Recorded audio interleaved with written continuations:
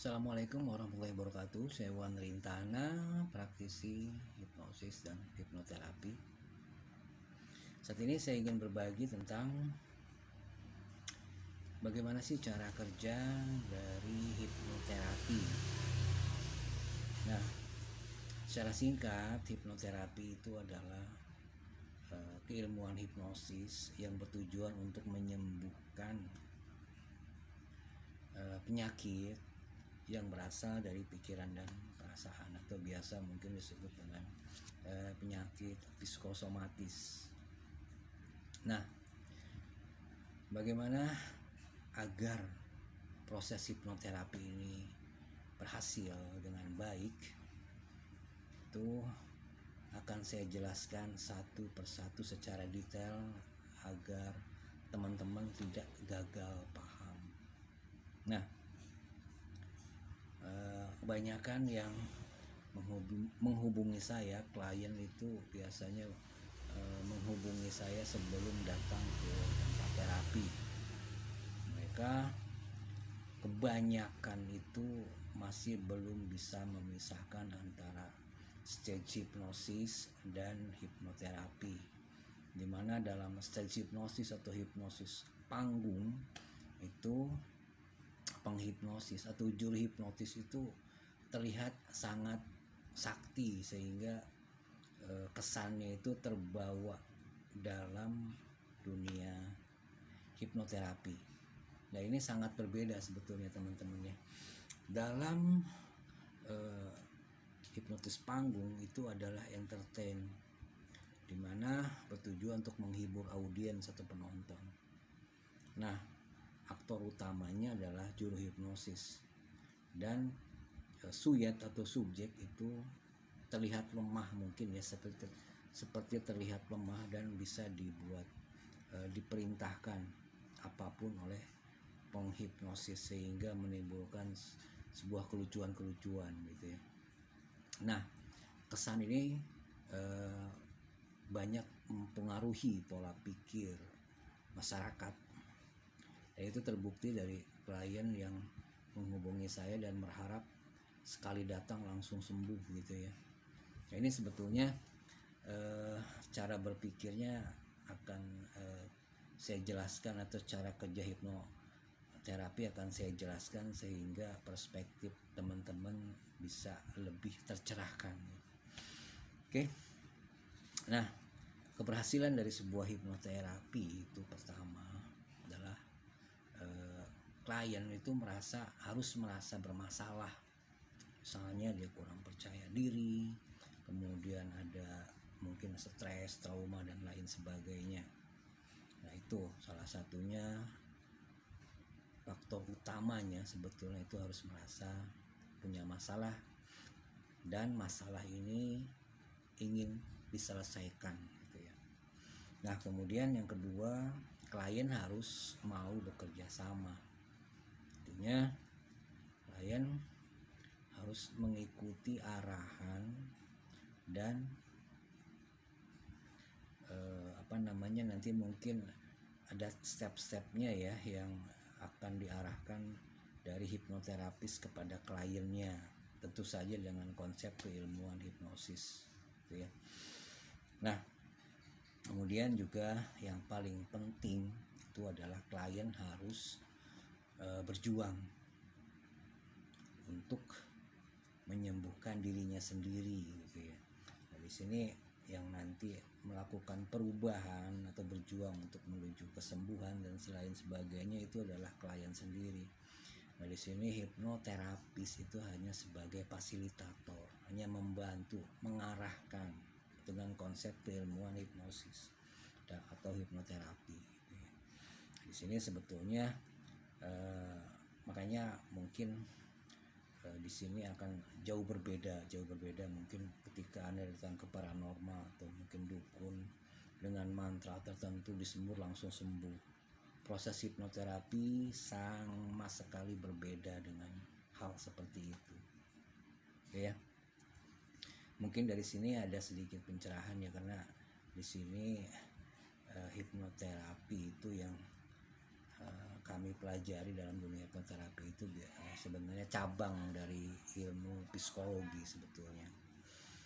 Nah, kemudian ketika Anda memasuki tempat hipnoterapi, biasanya disebut klinik hipnoterapi atau yang nyebutnya mungkin panti sehat dan lain sebagainya, itu pertama prosesnya adalah interview. Jadi nanti Anda akan melakukan interview dengan hipnoterapis Anda, bagaimana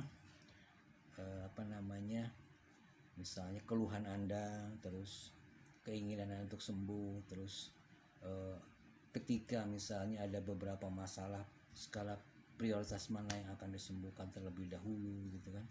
Kemudian juga harapan-harapan Anda dan lain sebagainya itu akan terus didalami dalam interview tersebut. Nah, dalam interview ini sebetulnya hal yang kunci keberhasilan dari hipnoterapi, karena semua bahan-bahan yang nanti akan dilakukan pada tahap selanjutnya itu adanya di tahap interview ini, ya. Nah, dalam tahap interview ini mungkin kalau kita mungkin bandingkan dengan dokter itu diagnosanya seperti apa gitu. Jadi mungkin ini ya, ketika Anda mendatangi seorang hipnoterapis, kemudian Anda tidak hanya bicara sedikit langsung direlaksasi dan lain sebagainya, itu saya pastikan proses hipnoterapi tidak berjalan secara maksimal, karena kunci keberhasilan atau mungkin nanti hal yang akan memakan banyak waktu sebetulnya di interview ini sebetulnya, gitu ya. Nah, kemudian setelah interview ini dianggap sudah selesai, dan dalam keilmuan hipnosis ini adalah nanti dianggap selesai oleh hipnoterapis ketika terbangun keakraban atau mungkin seperti chemistry lah antara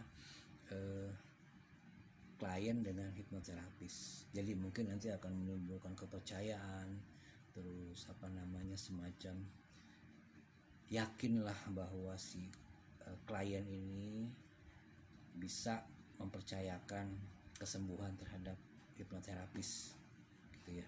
Nah, ketika ini masih ada keraguan, dipastikan tidak maksimal atau bahkan mungkin gagal.